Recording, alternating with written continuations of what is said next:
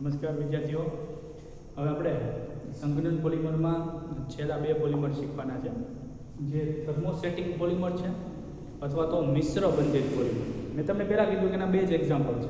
Thermosetting બે example જ આપણે શીખવાના છે, એક મેલેમાઇન અને એક છે બેકેલાઇટ, જે મિશ્ર બંધિત પણ છે.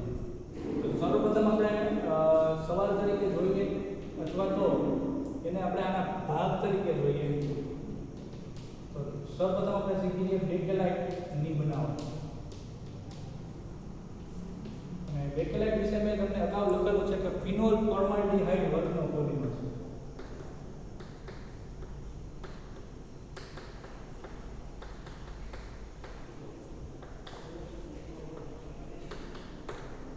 એટલે કે ફિનોલ અને ફોર્માલ્ડિહાઇડ એ બંનેનું સંઘનન થાય છે અને નિપજ બને છે. સૌથી જૂનો પોલિમર છે ટ્રાન્સલેશિત પોલિમર. સૌથી જૂના ટ્રાન્સલેશિત પોલિમરમાં એનો સમાવેશ થાય છે.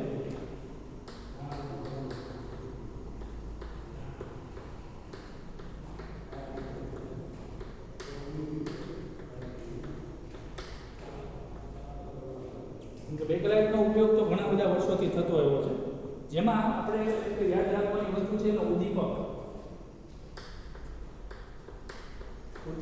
ઉદ્દીપક તરીકે આપણે એસિડ એટલે કે જેને આપણે H+ વડે દર્શાવશું અથવા તો બેઝ.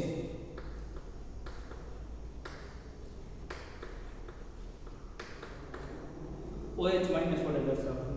ચાલો આપણે એની બનાવટ જોઈએ.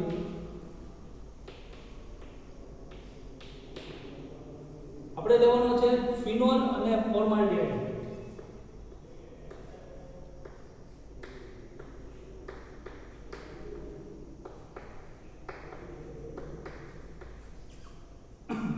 ફોર્માલ્ડિહાઇડ એટલે એક કાર્બન, ફોર્મ એટલે એક કાર્બન ને આલ્ડિહાઇડ એટલે CHO, એક કાર્બન વાળો આલ્ડિહાઇડ, જેને આપણે મિથેનોલ કહીએ છીએ IUPAC નામમાં.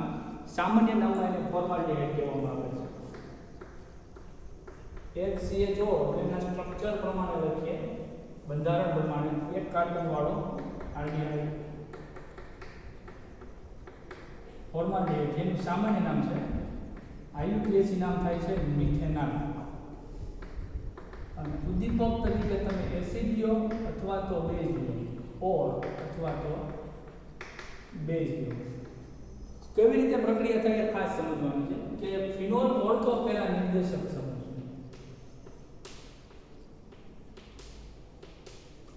છે. OH સમૂહની ઇલેક્ટ્રોન આકર્ષક સમૂહ અસર અથવા તો -I અસર કે જે નવા આવતા ક્રિયાશીલ સમૂહને ઓર્થો કે પેરા સ્થાને જ્યાં હાઇડ્રોજન રહેલો છે જવા માટે પ્રેરે, એટલે ઓર્થો પેરા નિર્દેશક અસર.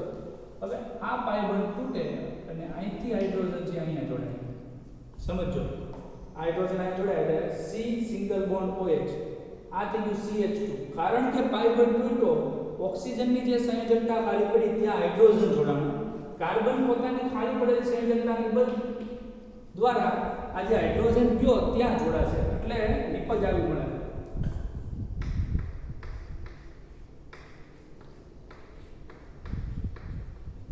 OH આ કાર્બન ત્યાં હાઇડ્રોજનના બદલે જોડાણું, એ કાર્બન સાથે બે હાઇડ્રોજન, સિંગલ બોન્ડ O અને આ H ત્યાં જોડાણું OH. એટલે કે ફિનોલના ઓર્થો સ્થાને CH2OH. જો અહીંયા CH3 હોત, CH3, તો તમે એને મિથાઇલ સમૂહ કહેત. પણ હવે આ મિથાઇલ ન કહેતા આપણે આનું નામ આપવાની ઈચ્છા થાય. નામ તો ટેક્સ્ટમાં નથી દેખું, પણ આપણે સમજીએ તો CH3 હોત તો તમે એને મિથાઇલ કહેત. તો CH3 નથી, CH3 ના હાઇડ્રોજનના બદલે OH છે, જેને આપણે હાઇડ્રોક્સી સમૂહ કહેશું. તો આપણે આનું નામ આપવું તો આપણે આપી શકીએ હાઇડ્રોક્સી મિથાઇલ. બરોબર, હાઇડ્રોક્સી મિથાઇલ જે OH ના ઓર્થો સ્થાને અથવા તો બીજા નંબરના સ્થાને છે. એટલે આપણે આમ કહી શકીએ 2 બીજા નંબરના સ્થાને છે હાઇડ્રોક્સી Me એટલે મિથાઇલ અને મૂળ સંયોજન ફિનોલ. તો આની સાથે પેરા સ્થાને પણ જઈ શકે. શક્ય છે કે ઓર્થો પેરા બંને સ્થાને હોય, અથવા તો શક્ય છે કે ઓર્થો પેરા મેટા ત્રણેય સ્થાને હોય.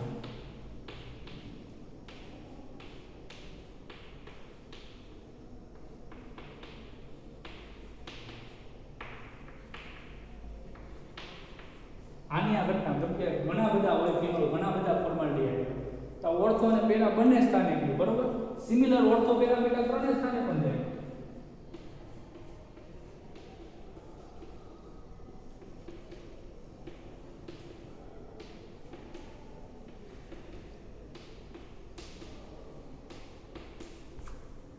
આનું નામ શું આપવું? આને 2 કીધું. 2 3 4 2 4 ડાય હાઇડ્રોક્સી મિથાઇલ ફિનોલ. અહીંયા 1 2 3 4 5 6 2 4 6 ટ્રાય હાઇડ્રોક્સી મિથાઇલ ફિનોલ, બરોબર. તો આ ત્રણેય પ્રકારના નિકોજનું મિશ્રણ મળે છે. આપણે આની જરૂર છે, 2 હાઇડ્રોક્સી મિથાઇલ ફિનોલ ની જરૂર છે. તો 2 હાઇડ્રોક્સી મિથાઇલ ફિનોલ લખું છું.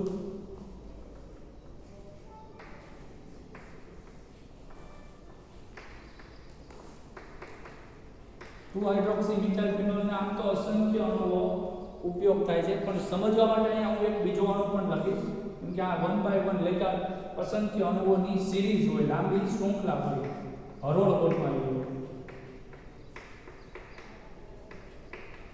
જો આ 1 2 ની અસંખ્ય અણુઓ છે, પણ સમજવા માટે મેં અહીંયા બે અણુઓ લખ્યા છે કે આ જ એસિડ અથવા તો બેઝ ઉદ્દીપકની હાજરીમાં પ્રક્રિયા થતી હોય, બરોબર. એસિડ અથવા બેઝ ગમે એ લખી શકાય. માનો કે મેં OH- લખ્યું છે, તો અહીંયા જોડાણ થવાનું છે એકનું બીજા સાથે. કેવી રીતે? તો કે આનો જે ઓર્થો સ્થાન છે ત્યાંથી H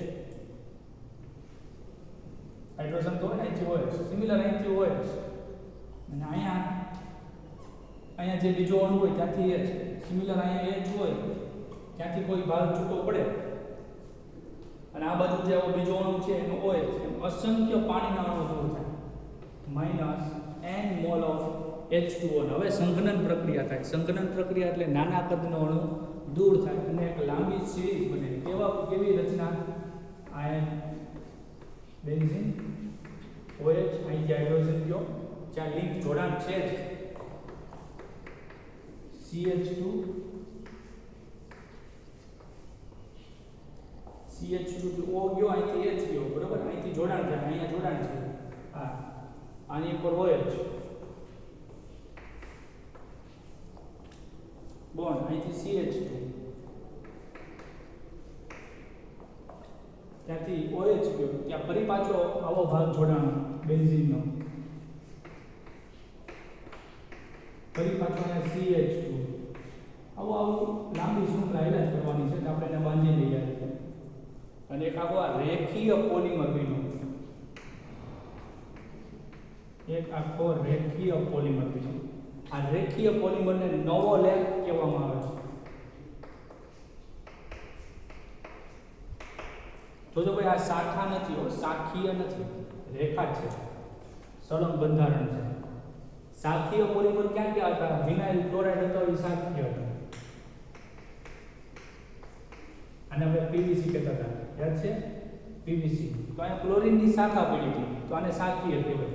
સિમિલર CN હોય તો આને આપણે એક્રિલોનાઇટ્રાઇલ ને પોલીએક્રિલોનાઇટ્રાઇલ, તો આ પણ શાખીય હતું. સિમિલર સ્ટાયરીન હતું, સ્ટાયરીન જે બેન્ઝીન રિંગ હતી, તો આને પોલીસ્ટાયરીન, તો આને પણ શાખીય. આ દેખાવે લાગશે શાખીય, પણ છે રેખીય. ઘણી વખત ગુજકેટમાં સવાલ પૂછાયેલો છે કે નોવોલેક છે કયા પ્રકારનો પોલિમર છે? જવાબ આવશે શાખીય પોલિમર છે. પણ નોવોલેકના પણ કેટલાક પોતાના ઉપયોગો છે. આ નોવોલેકમાંથી આપણે બનાવવાનું છે બેકેલાઇટ. બધું પૂછવું પડશે પરિવાર, કેમ કે બેકેલાઇટનો અણુ કદમાં મોટો છે. હવે નોવોલેકમાંથી કઈ રીતે બનાવશું બેકેલાઇટ?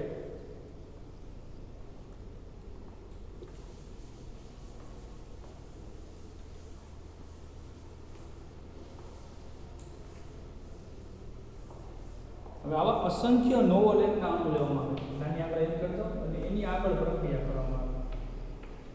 કોની સાથે? તો વધુ માત્રામાં ફોર્માલ્ડિહાઇડ ઉમેરવાનો છે, HCl2. નોવોલેકના અસંખ્ય અણુ લીધા અને એમાં વધુ માત્રામાં ફોર્માલ્ડિહાઇડ ઉમેરી. તો એક નોવોલેકનો અણુ લખું છું, ટૂંકમાં લખીશ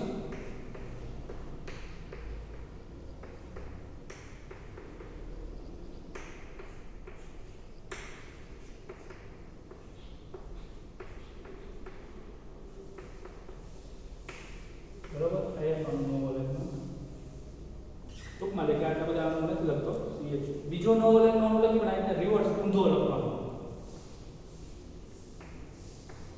અને ત્યાં OH ઉપર છે આપણે નીચે દર્શાવીશું OH ના ઓર્થો સ્થાનેથી જોડાણ એના ઓર્થો સ્થાને જોડાણ છે ઓર્થો સ્થાને CH આ CH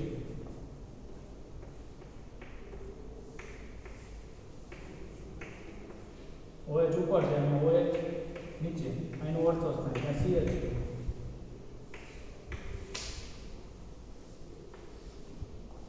અહીંયા N તો અસંખ્ય નો લેખના અણુ છે આ જે CHO છે એનું ખરેખર એક્ચ્યુઅલ બંધારણ આ રીતનું છે HCH ડબલ બોન્ડ O બરોબર તમે એને અથવા તરીકે આમે લખીએ તો CH2O આમ પણ લખી શકાય ન લખી શકાય આવા અસંખ્ય CH2O વચ્ચે બોન્ડ હોય એ તો આખી લાંબી સાંકળ જ છે તમે ઇમેજ કરી શકશો આખી લાંબી સાંકળ ટૂંકમાં સમજાવવા માટે મેં અહીંયા બતાવ્યું છે હવે આના પેરા સ્થાને હાઇડ્રોજન રહેલા હોય હાઇડ્રોજન આ હાઇડ્રોજન આ ઓક્સિજન આ hydrogen H2 hydrogen oxygen hydrogen H2M અસંખ્ય પાણીના અણુ દૂર થાય નોવોલેટના અણુઓ ફોર્માલ્ડિહાઇડ સાથે જોડાય અને અસંખ્ય પાણીના અણુ દૂર થાય પાણીના અણુ દૂર થયા પછીની કન્ડિશન વિચારો અહીંથી H ગયો અહીંથી O ગયો અહીંથી H ગયો હવે વિચાર કરજો કારણ કે અહીંથી O ગયો એટલે એની બે સંયોજકતા કેમ કે ડબલ બોન્ડ O છે ડબલ બોન્ડ O એટલે બે સંયોજકતા ખાલી પડી કારણ કે અહીંથી H ગયો એટલે આની એક સંયોજકતા ખાલી પડી જે આની સાથે બોન્ડ બને અને તિયર તો બંધન શું કહેવાય તિયર એટલે મિશ્ર ક્રોસ લિંક અહીંથી સિમિલર એમ વચ્ચે CH2 તો છે જો આને મિશ્ર બંધન શું કહેવાય આને કહેવાય તિયર તો બંધન અથવા તો મિશ્ર બંધન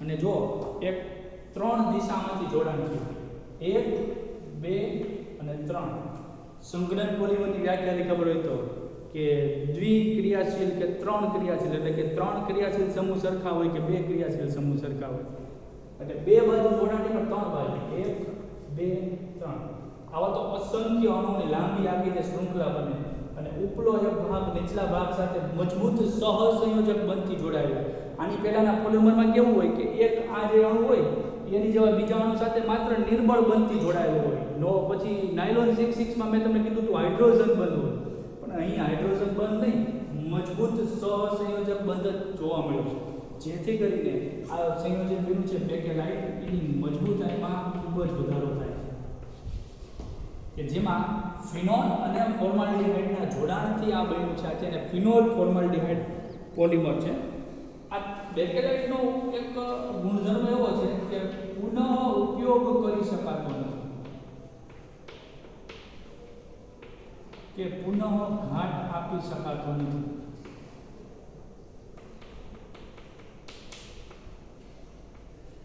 બેકેલાઇટ નોર્મલી બીજા પોલિમર કેવું હોય કે ફરી વખત એને આપણે બનાવી શકીએ એટલે ફરી વખત એટલે કે પોલિમર જે વેસ્ટેજ હોય એને લઈ જવામાં આવે અને પીગાળીને ફરી વખત રિસાયકલ કરી શકાય પણ બેકેલાઇટમાં રિસાયકલ થઈ શકતું નથી એ એની એક ડ્રોબેક કહી શકો ગુણધર્મ તો ન કહી શકાય પણ ડ્રોબેક એટલે કે એનું નુકસાન થઈ શકાય એવું પણ મજબૂતાઈમાં ખૂબ જ વધારે છે ખૂબ જ મજબૂત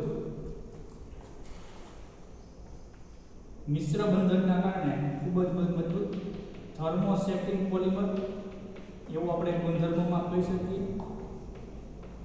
પછી વધારામાં આપણે એવું કહી શકીએ કે મિશ્ર બંધનના કારણે તિયર્ક બંધનના કારણે ખૂબ જ મજબૂત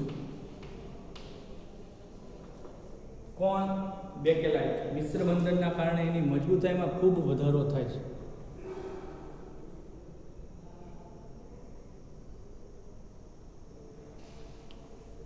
એના ઉપયોગો જોઈ લે શું ઉપયોગો છે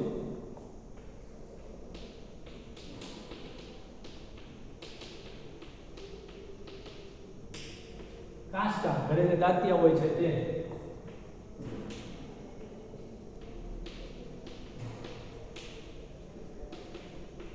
વાજાની રેકડ વાજા જૂનવાણી આવતા મ્યુઝિક સાંભળવા માટે પછી આપણે સીડી એવી નાની એવી મોટી રેકોર્ડ આવતી ખબર તો મોટું બધું આમ ભોંગળું હોય ભોંકું, અને પછી આમ જૂનવાણી પિક્ચરમાં આવે એટલે એવડી મોટી ગોળ રેકોર્ડ હોય, આપણી સીડી જેવી જ હોય, પછી માથે આમ કીધા મૂકે અને ગીત વાગે. એ જે રેકોર્ડ આવતી ને વાજવાની એ બેકલાઇટની. હાલમાં આપણે જે સીડી આવે છે એ પણ બેકલાઇટની જ આવે, સીડી ડીવીડી. હવે સીડી ડીવીડીનો જમાનો પણ આપણે ભૂલો ગયો છે. બહુ સારી કંપનીની જે સ્વિચ આવે,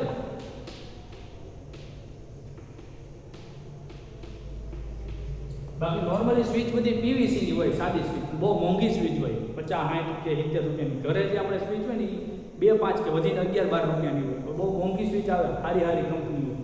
એની સ્વિચ એ બેકલાઇટની બનેલી હોય. તો ખૂબ સારી કંપનીના જે વાયરોની એડવર્ટાઇઝ આવે છે, પોલીકેપ ને XYZ જે કાંઈ નામ મને એકાદું નામ યાદ આવ્યું, એનું કોટિંગ એમ કહે છે કે ભાઈ હળકતા નથી, બળતા નથી, કેમ કે મજબૂત કોટિંગ આવે છે.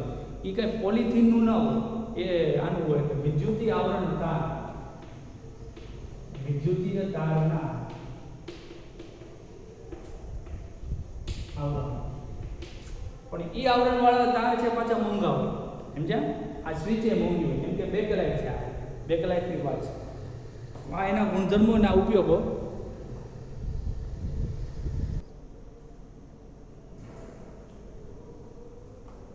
ત્યાર પછી બીજા નંબરનો પોલિમર આપણે સવાલ એ જ છે આપણો કન્ટિન્યુ છે કે થર્મોસેટિંગ કે મિશ્ર બંધિત પોલિમર. આમ તો બે નોખા પૂછાય છે, બેકલાઇટ અને મેલેમાઇન બે છૂટા પૂછાય છે, પણ આપણે એક સમજવાળા, તમને પણ મગજમાં એક ગાંઠ બંધાઈ જાય સરસ મજાની.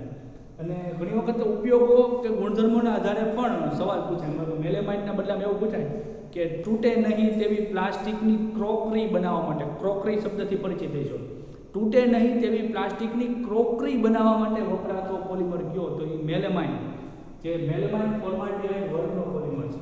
તો તમે આ પહેલી વખત શબ્દ સાંભળી રહ્યા છો મેલેમાઇન. મેલેમાઇનનું બંધારણ કેવું છે અને તમે કેવી ભૂલો કરો છો એની વિશે પહેલા થોડીક વાત કરીએ. તો મેલેમાઇનના બંધારણમાં એકાંતરિત સ્થાનો પર નાઇટ્રોજન ચક્રમાં આવેલો છે. એકાંતરિત સ્થાનો પર નાઇટ્રોજન ચક્રમાં આવેલો છે. એનો અર્થ એમ કે અહીંયા કાર્બન છે, અહીંયા કાર્બન છે, અહીંયા કાર્બન છે. બેન્ઝીનની જેમ જ પાઈ બનશે. હવે જે કાર્બન છે એની સંયોજકતા ગણો, 1, 2 અને 3. ચોથી સંયોજકતાથી હાઇડ્રોજન નહીં પરંતુ NH2. ચોથી સંયોજકતાથી હાઇડ્રોજન નહીં પરંતુ NH2. આ મેલેમાઇન જો મોનોમર.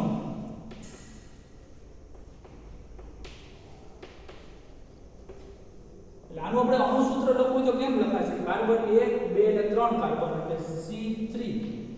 નાઇટ્રોજન ગણો 1, 2, 3, 4, 5 અને 6. N6 હાઇડ્રોજન ગણો 6. C3N6H6. આ એનો મોનોમર થયો. હવે વિદ્યાર્થીઓ ભૂલ કરે છે અને કેવું બંધારણ લખે છે. તો પહેલા તો એને બેન્ઝીન દોરી લેવી, બેન્ઝીન. આ રીતે બેન્ઝીન દોરી લે. પછી આ નાઇટ્રોજન આ રીતે લખે. હવે ત્યાં સુધી વાંધો નથી, છૂટો નથી. અને અહીં NH2 લખી નાખે.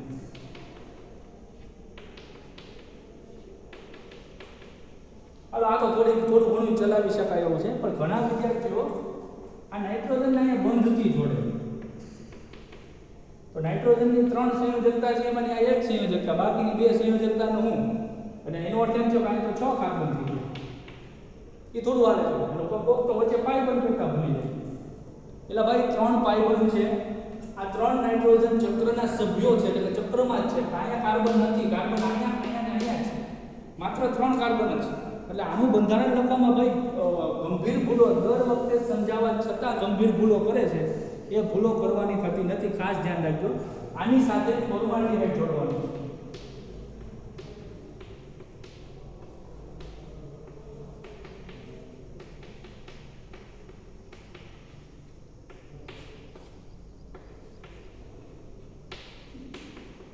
સંઘનન પોલિમરની વ્યાખ્યા યાદ કરો. સંઘનન પોલિમરમાં લીધું કે 2 કે 3 સમાન ક્રિયાશીલ સમૂહ હોય તેવા, 2 કે 3 સમાન ક્રિયાશીલ સમૂહ હોય તેવા 2 જુદા જુદા મોનોમર. હવે એક મોનોમરમાં ક્રિયાશીલ સમૂહ જોઈજો NH2 3 વખત NH2 છે ને.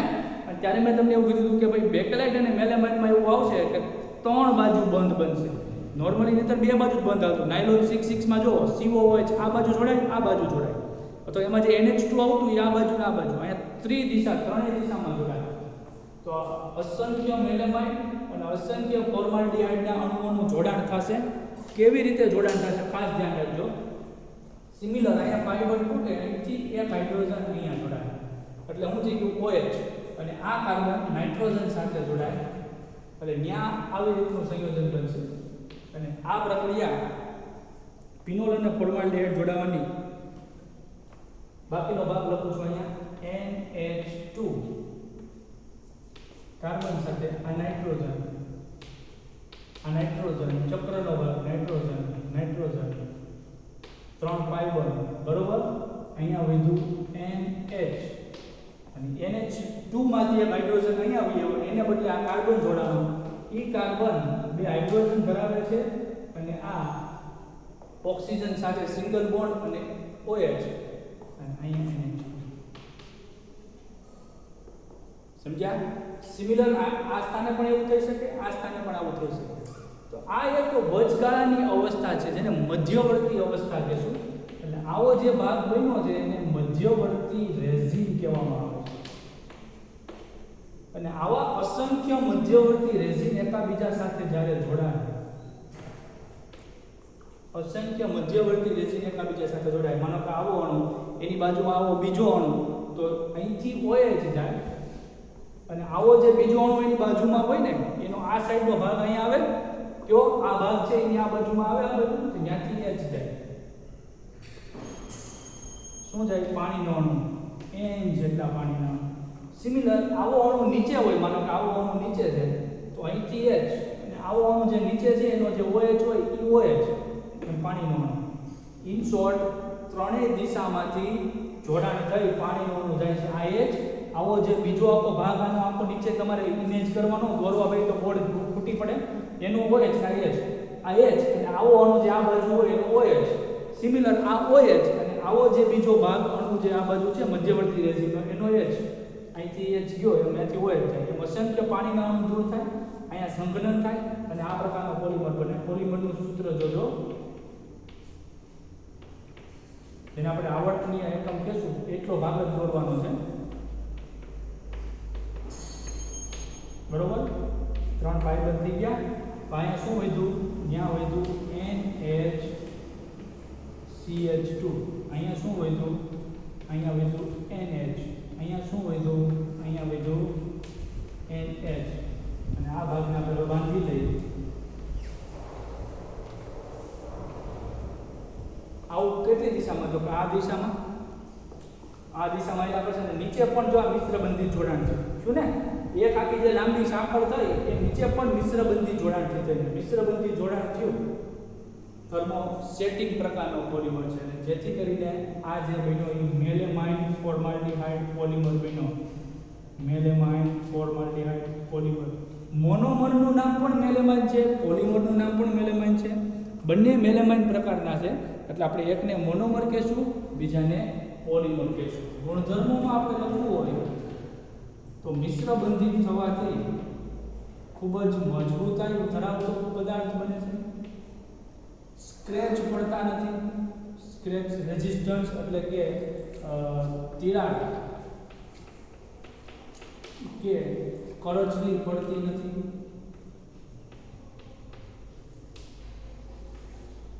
તૂટી જાય એટલે પડવાથી કે અફડાવાથી નથી ઘસારો થતો કે નથી તૂટતું, તો આ તો સારામાં સારો ગુણધર્મ થઈ ગયો. બીજું થર્મોસેટિંગ છે એટલે કે ગરમ કરતા પણ નરમ બનતા નથી. મિશ્રબંધિત જોડાણ છે. બીજું જે આપણે કોમન વસ્તુ મેં તમને કીધેલી છે તો તમે લખી શકો. કઈ કોમન વસ્તુ મેં તમને કીધેલી છે કે રાસાયણિક રીતે નિષ્ક્રિય એટલે કે રસાયણોની અસર નથી થતી. પાણી પ્રત્યે અવરોધક, પાણી આરપાર નથી જતું. વિદ્યુત અને ઉષ્માના એમ કે આની પહેલા કીધું હતું વિદ્યુતીય સ્વિચ, તો સ્વિચમાં કરંટ આવતો હોય તો સ્વિચ બનાવી આપે, કોઈ દિવસ અડોય ભેગો કરંટ લાગે, ક્યાં જવું?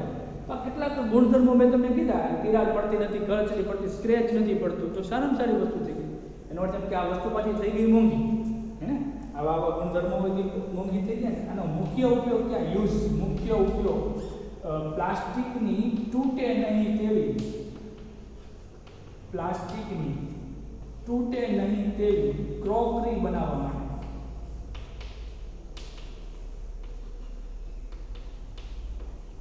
ક્રોકરી એટલે ખ્યાલ છે તમને?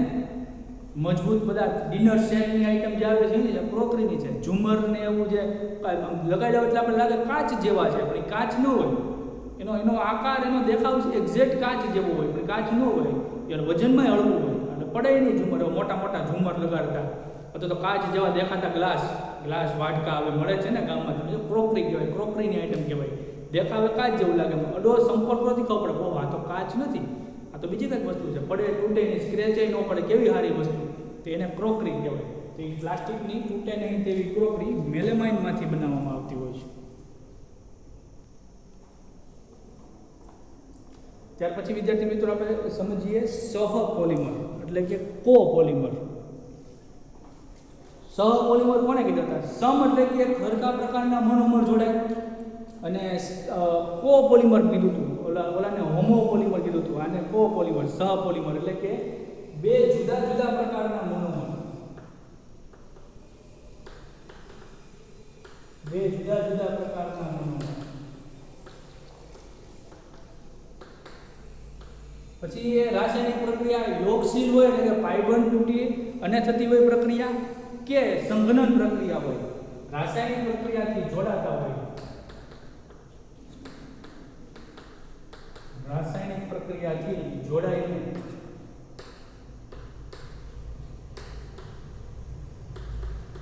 બનતા પોલિમરને સહપોલિમર કહેવાય. અને આ પ્રક્રિયાને સહપોલિમરાઇઝેશન અથવા તો કોપોલિમરાઇઝેશન કહેવામાં આવે છે. આ કોપોલિમરાઇઝેશન સંઘનન પ્રક્રિયા પણ હોઈ શકે, એટલે કે જેને આપણે તબક્કા વૃદ્ધિ કીધી હતી, અથવા તો યોગશીલ જેને તમે શૃંખલા વૃદ્ધિ કીધી હતી. બંને રીતે પ્રક્રિયા થતી હોય છે.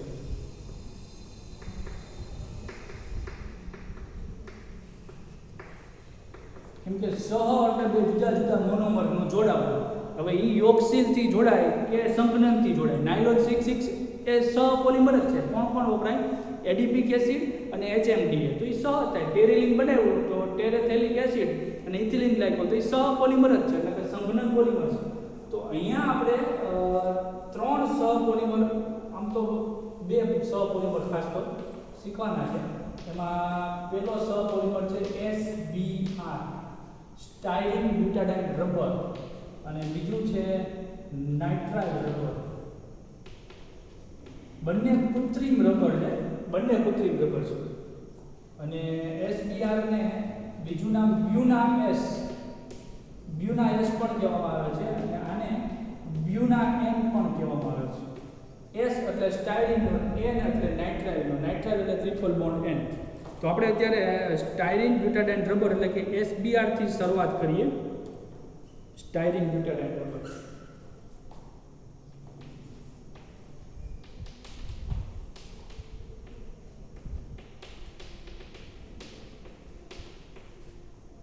ને એની બનાવટ આમ તો થોડી ઘણી આપણે વાત કરી ગયા. મોનોમર એક સ્ટાયરીન એટલે ethene CH2 double bond CH2 માંથી એક હાઇડ્રોજન ઓછો કરી અને એમાં ફિનાઇલ રિંગ આવે તો આને આપણે સ્ટાયરીન કહીએ છીએ. સ્ટાયરીન N ઘણા બધા સ્ટાયરીન મોનોમર. અને બીજું બ્યુટાડાઇન. બ્યુટા એટલે 4 કાર્બન, ડાઇન એટલે દ્વિબંધ. CH2 double bond CH 1 2 3 4. પહેલા અને ત્રીજા નંબરના કાર્બન ઉપર દ્વિબંધ બ્યુટા 1 3 ડાઇન. સ્ટાયરીન બ્યુટા 1 3 ડાઇન ની વચ્ચે કો યોગશીલ પોલિમરાઇઝેશન. કો એટલે સહ, યોગશીલ પાઈ બોન્ડ તૂટશે અને પોલિમર બનશે. કેવી રીતે પ્રક્રિયા થાય? આ પાઈ બોન્ડ તૂટે, આ પાઈ બોન્ડ તૂટે, આ પાઈ બોન્ડ તૂટે. ગરમી. હવે પાઈ બોન્ડ તૂટશે એટલે આ બેની જે સંયોજકતા ખાલી પડે એ ખાલી પડેલી સંયોજકતા લખું છું CH2. બરોબર? પાઈ બોન્ડ તૂટ્યા તો સંયોજકતા ખાલી પડે, ડબલ બોન્ડ તૂટે. આના પાઈ બંધ ખૂટે એટલે આ જે સંયોજકતા ખાલી પડે એ અહીંયા ઇલેક્ટ્રોન અને આ ઇલેક્ટ્રોન અહીંયા. એટલે બીજા ને ત્રીજા નંબરના કાર્બન ઉપર દ્વિબંધ બનશે. આ જે કાર્બન છે મારો હાથ છે ધ્યાન રાખજો, એની જે સંયોજકતા ખાલી પડે એ આ CH2 આ પહેલા નંબરનો કાર્બન, આ બીજા નંબરનો કાર્બન CH સિંગલ બોન્ડ, ત્રીજા નંબરનો કાર્બન કે જેની વચ્ચે નવો પાઈ બંધ આવ્યો, બરોબર, અને આ CH અને એની સંયોજકતા ખાલી પડે. આ બેની ખાલી પડેલી સંયોજકતાથી જોડાણ થાય અને આ બેમાં આપણો આવર્તનીય ઇલેક્ટ્રોન અહીંથી શું સ્ટાર્ટ થાય, અહીંથી પાછું આ સ્ટાર્ટ થાય CH benzene CH2 CH double bond CH2 ફરી પાછું આ જ ભાગ સ્ટાર્ટ થાય. હવે અહીંયા પાઈબંધ રહી જવાના કારણે SBr રબર છે ને થોડુંક એક્ટિવ, નકર નોર્મલી કેવું હોય પાઈબંધ રહેતો નથી, પણ સ્ટાયરીન બ્યુટાડાઇન રબર પાઈબંધ રહી જવાના કારણે થોડોક સક્રિય છે. એટલે આને રસાયણોની અસર થવાની છે પાઈબંધને કારણે, એનું ઓક્સિડેશન થઈ જવાનું છે. તો આ બન્યો સહપોલિમર. આ સહપોલિમર ના ગુણધર્મો સમપોલિમરથી 6 સમપોલિમરથી, આમ તો 7મું મેં શીખવાયું બ્યુટાઇલ રબર, સમપોલિમરથી જુદા હોય છે. એનું કારણ શું છે? એનું કારણ છે આ પાઈબંધની હાજરી.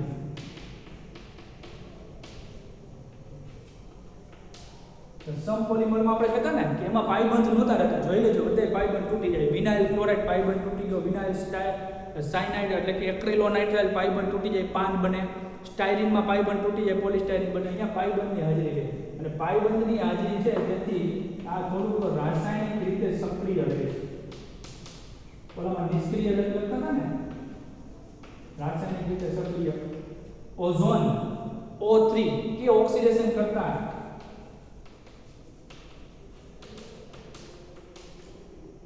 પ્રત્યે બિન પ્રતિરોધક એટલે કે એનો પ્રતિકાર કરી શકતું નથી. કેમ કે પાઈબંધ છે તૂટી જાય, ઓક્સિડેશન કરતા આવ્યા પાઈબંધ તોડી નાખે, બે જગ્યાએ ઓક્સિજન જોડાઈ જાય, શું કરવાનું? એટલે એકા અસર રહે છે. પરંતુ SBr છે એ કુદરતી રબરનો વિકલ્પ છે. જૂના SBr કુદરતી રબરનો વિકલ્પ છે.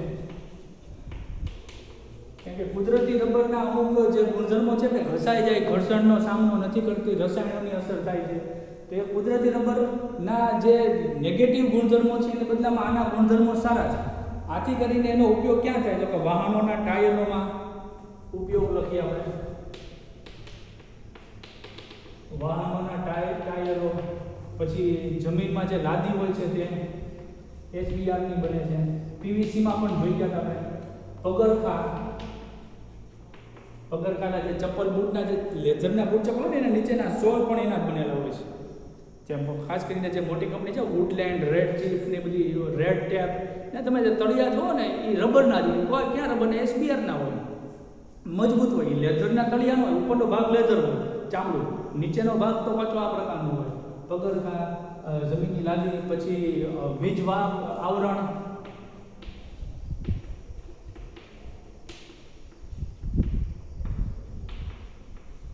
વગેરેની બનાવટ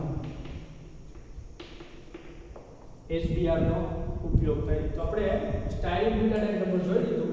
નાઇટ્રાઇલ રબર આની સાથે છે નહીં, પણ આપણે આગળ શીખી લેવાનું છે. ટેક્સ્ટ બુકમાં તમે જોવો તો નાઇટ્રાઇલ રબર પછી આવ્યું છે, પણ આપણે સહપોલિમરનો પ્રકાર છે એટલે નાઇટ્રાઇલ રબરને આની સાથે જોઈ લેશું. એ આપણે આવતીકાલના વિડીયો લેક્ચરમાં જોશું.